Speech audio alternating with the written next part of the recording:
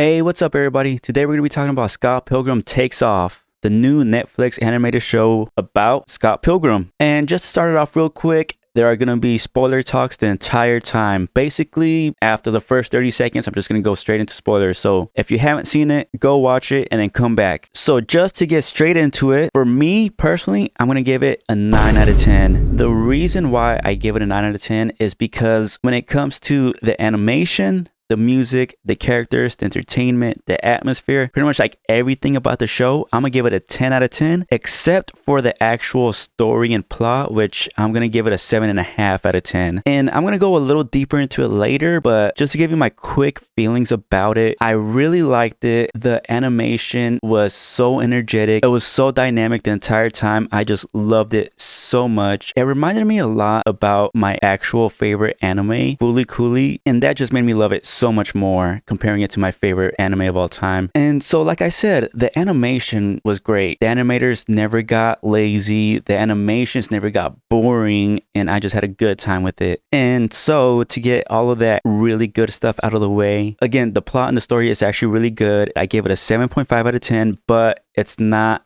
perfect. There's some stuff that I wish they changed and some stuff that they could have improved on, but overall, a really good show. I'm assuming that everybody watching this has pretty much seen at least Scott Pilgrim vs. the World back when it came out, but just in case someone's new here, Scott Pilgrim Takes Off is about the titular character Scott Pilgrim being a loser in a band, meeting Ramona Flowers, who he ends up falling in love with right away, and in order to date her, has to defeat the 7 evil exes that she had. And to get started on episode 1, the story of episode 1 follows almost exactly the same as the comic book and the movie, all the way until the very end where it deviates greatly. You know, it starts off with Scott Pilgrim seeing Ramona Flowers in his dreams, meeting her at a party, asking her out, going on a date, and then it ends with his band's performance at the Rocket, where Matthew Patel shows up and actually defeats Scott Pilgrim, unlike the comic book and movie. So we're left with this cliffhanger that we're not sure what's going to happen next. This loss by Scott Pilgrim kicks off an entire season of a new retelling of the same old story that we knew before. This time, pretty much led by Ramona Flowers. From now on, even though Scott Pilgrim is still going to be the center of the story, for the next 5 episodes, we're going to be led by Ramona Flowers, who is such a strong character that she has no issue of filling the void that Scott Pilgrim left off for 5 episodes. He's gone until the end of episode 6. And so to go back to episode 1, it was largely the same as the movie, the first 30-40 minutes of it, I'm supposed. But I noticed as I was watching, there was 2 differences that I noticed that ended up being important to how this show deviates from the movies. The first is when he first meets Ramona Flowers. Instead of talking about Pac-Man, he starts talking about Sonic. Scott is talking about how these 2 old Sonic shows were both played by the same voice actor, which is exactly what happens in this show. All the cast from the movie is brought back for this show, even though they're playing the same characters, they're playing different versions of the characters from that movie. The other small little difference that I saw in that first episode was that in the crowd in the Rocket, you can actually see the little robot that the Karayanagi twins made in the crowd. And at the time, I didn't know what was going on. I didn't know why they put that robot there. It's explained later that it's actually the time machine that brings Scott from that episode all the way into episode 6. And we'll learn more about that later in the season. So there might have been more that I missed, but those were the 2 things that I noticed when I was first watching it that end up being the 2 main things that shows the differences between this show and the movie. But yeah, as far as episode 1 goes, I think it's a great introduction. The animation is great. The voice acting is great. I had a ton of fun with it. So I'm going to give it a 9 out of 10. And moving on to episode 2, this is where the story deviates greatly. The episode starts off with everybody going to Scott's funeral and Envy Adams showing up and having a concert there while everybody else pays their respects to Scott. And then this was actually like a big chunk of the episode that I thought was really cool and really fun. We go into the 7 evil exes of Ramona, where Matthew Patel actually challenges Gideon for his empire and for leadership of the league. And this fight was so freaking cool. I didn't expect it to be this cool this early in the show. And it was really cool that they gave us this extra long fight in episode 2, because episode 1, we got like 2 and 3 punches by Scott and Matthew Patel. But anyway,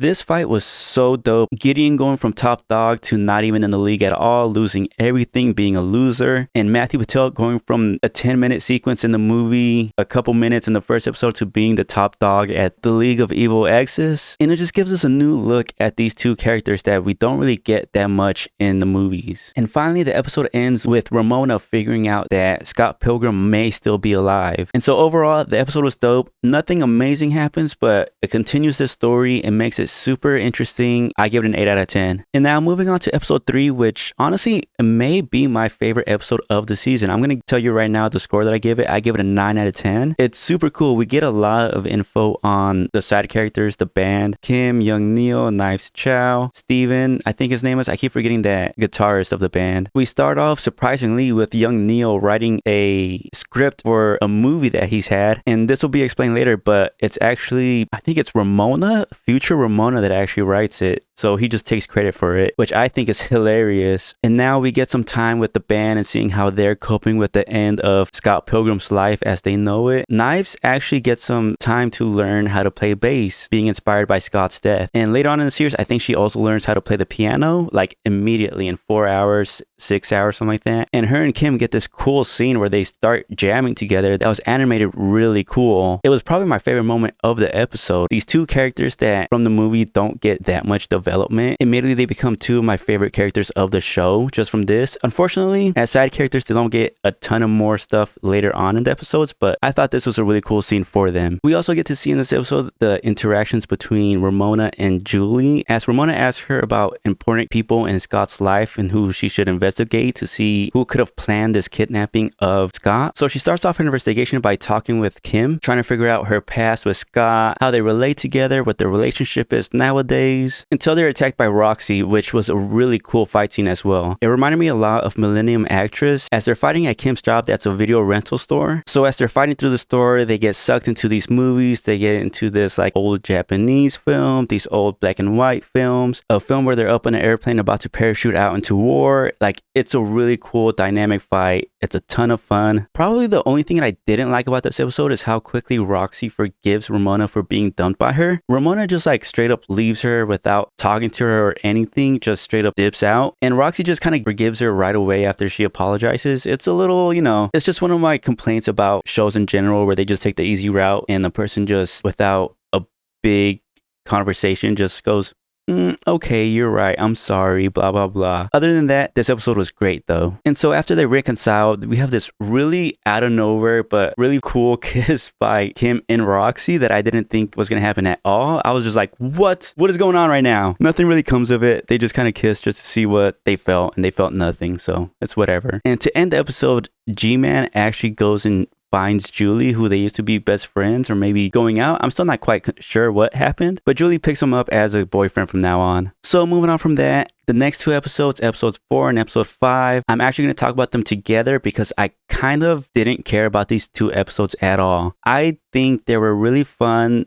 Like I said, the characters, the animation, all this stuff, the comedy, it's all really good in this show, but it just feels like these two episodes were made just to drag on and make the season longer. Like, instead of a solid 6-episode season, they wanted to make 8. So they made these two episodes way longer than they needed to. I honestly think these two episodes could have been combined into one and it would have been perfect, because it's honestly like the same thing happening twice in a row. Young Neil's script is picked up into movie and Lucas Lee is cast as the lead as Scott Pilgrim. And like all these other characters, Wallace, Ramona, Envy Adams, everybody like joins into the movie, blah, blah, blah. And the entire time Ramona's trying to get into Lucas Lee's trailer to talk to him to see if he's the one that kidnapped Scott, but all this shit gets in the way. And so it doesn't happen until the end of the episode. They reconcile. He's like, no, it wasn't me, blah, blah, blah. And at the end of the episode, we see that Todd comes in and applies for Lucas's role for Scott as he got fired. And literally the same thing happens again in episode 5. Like I said, it's a fun, great animation, funny, blah, blah, blah. But the same thing literally just happens again. Todd is now Scott. Ramona is trying to get to him to talk about if he kidnapped Scott, blah, blah, blah. But all this stuff happens. Todd falls in love with Wallace, which is funny. It's great. But it's just literally the same episode twice. They did the same episode twice. So I'm kind of complaining a lot about it, but I don't know. I gave episode 4 5 out of 10. I gave episode 5 6 out of 10 just because it's like a little funnier to me. I'm going to keep harping about this. It was the same episode done twice. It could have been condensed down to one episode, would have been great. At the end of episode 5, Envy Adams confirms with Ramona that Todd's portal isn't strong enough to do what happened at the end of episode 1 at the rocket. So she crosses Todd off the list and has to move on to someone else, this time being Gideon Graves, or that's now known as Gordon Goose. So moving on to episode 6, this one's a lot better than the past 2 episodes. It still has the same energy, same comedy, but there's just a lot more interesting stuff going on with the plot right now in episode 6. Gideon Graves becomes good friends with Lucas Lee. They have this amazingly fun compilation of them becoming best friends. So for the past few episodes, Gideon Graves has been shown to be kind of a loser at this point, and Julie confirms to Ramona that he hasn't been able to plan anything. He's not the evil genius he used to be. He's kind of annoying now. So with Gideon crossed off the list, she moves on to the Katayanagi twins, and she realizes that they were the ones who created this robot and actually made the robot vegan so that the robot can make the vegan portal to take Scott out of the fight with Matthew Patel. And just as she's figuring all this stuff out, we get a knock at the door because Scott Pilgrim actually returns from the future, and that's where the episode ends. And to be honest, when that happened, I was kind of like, time travel doesn't really work out very well in a lot of shows, and I kind of feel like it doesn't work out that well in this show. I'll talk about it a little bit more in episodes 7 and 8, but overall, they do an okay job, not an amazing job. I don't hate it. I think they could have done something else to make it better. But I do also understand why they did it with how they're deviating from the movies and the comic books. So far, the evil exes haven't even been evil. They've kind of become friends this entire time. The only exes that they fight so far is Roxy, I think, Lucas and Todd and Matthew Patel. I mean, Matthew Patel, they kind of fought, but you know, they never really get into big fights with anybody. They all learn to move on from the past with Ramona. They all become their own characters, which is great. I love to see it. So what the writers decided to do is to actually make this actually kind of cool. I kind of like it, but it didn't work out as well as they could have done it. They bring Scott Pilgrim from the future, who ends up being an ex of Ramona, and he's the big bad of the show. To be fair to the writers, I'm not really sure what I would do to improve on it. They did kind of as best as they could. It's just that time travel doesn't really work out that well in a lot of shows and movies. I'm gonna still give them a good rating at the end. The next two episodes, episode 7 and episode 8, I gave a 7.5 out of 10 and a 7 out of 10, which, you know, they're good episodes, but they're just kind of dragged down by some stuff. I don't hate the episodes, and so that's why I kind of give them like middling score, 7.5 and 7 out of 10. To break down episode 7, we pick back up at the end of episode 1 where Scott gets defeated by Matthew Patel, but really he gets taken into this portal by future Scott using the portal of the robot. It's shown that in the future Scott and the Katayanagi twins become like best buds. So they use their robot to become a time machine to allow Scott to bring young Scott into the future to tell him to not fall in love with Ramona. Ramona ends up breaking up with future Scott. And so, you know, he goes through a couple years of like really disheartening loser stuff. He's still living with Wallace in the future, even though Wallace is now living in this like huge mansion paid off by a sugar daddy who, like, I never really talked that much about Wallace so far in this show, but he's really fun. He's a great character. So old Scott tries to show young Scott the future that he's going to have with Ramona. Young Scott isn't really moved by this. He decides that he doesn't want to be like the old Scott, so he wants to go back and still be with Ramona. So old Scott isn't going to return him to the past until he promises that he won't date Ramona, until young Scott meets up with older Ramona. Old Ramona says that she's the one that planted the script into young Neil's computer and uses her futuristic skates to bring young Scott back into the past. So back in the past now, Scott decides to still date Ramona, and as they try to make their first kiss again, they find out that there's this force field keeping them from actually kissing, which is a cool reference to the AT fields of Neon Genesis Evangelion. It looks exactly the same. It's called an AK field instead of an AT field. So yeah, that's a cool little nod to Neon Genesis Evangelion. And so suspecting that someone in the league is to blame for this force field, they head over to the musical adaptation of young Neil's script that Knives and Steven wrote to fight them and to try to figure out who did it. Moving on to episode 8, they all go to the debut of the musical where none of the exes actually want to fight them because during this entire season, they've grown as people. They don't care about Ramona in that way anymore. They don't want to sabotage the relationship anymore. They're just their own characters, living their own lives and forgetting their past with Ramona. In the negative sense, they're still okay with her as friends. So dumbfounded, they just watch the musical until old Scott actually forces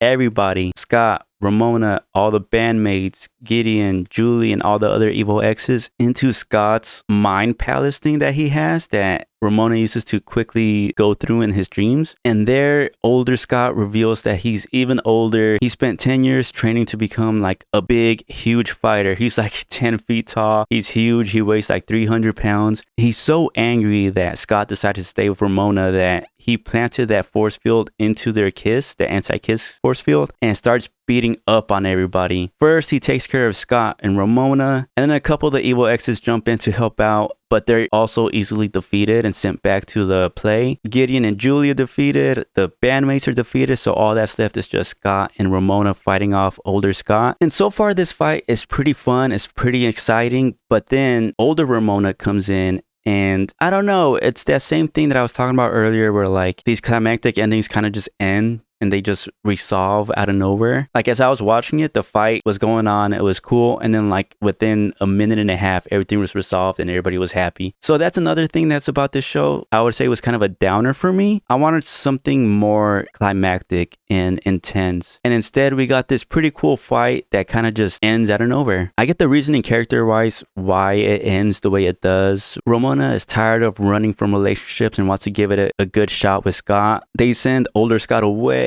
Her and Scott break the force field and actually have their first kiss again. And so they're all sent back to the musical debut and all is good and happy. And so yeah, the show kind of ends there. It's a really good show. It's fun. There's some stuff plot-wise, story-wise, writing-wise that I didn't really dig that much, but overall I had a ton of fun. My biggest criticisms is that episodes 4 and 5 could have been condensed down into one episode. The whole thing about future Scott, future Ramona, explaining the time travel, all that stuff, if they gave us like one more episode explaining all that stuff, I think it would have been perfect. But still, I would give it a 9 out of 10. It's a ton of fun. You should watch it. I'm already midway through my second rewatch because it's so fun. There's just these gripes that I have. I know it sounds like I'm really down on it as I'm talking about it. I know I'm kind of like, this sucks, blah, blah, blah. But really, like, I know I'm going to be watching this for years to come. It's a ton of fun. And so, yeah, that's kind of all my thoughts about Scott Pilgrim Takes Off. Peace.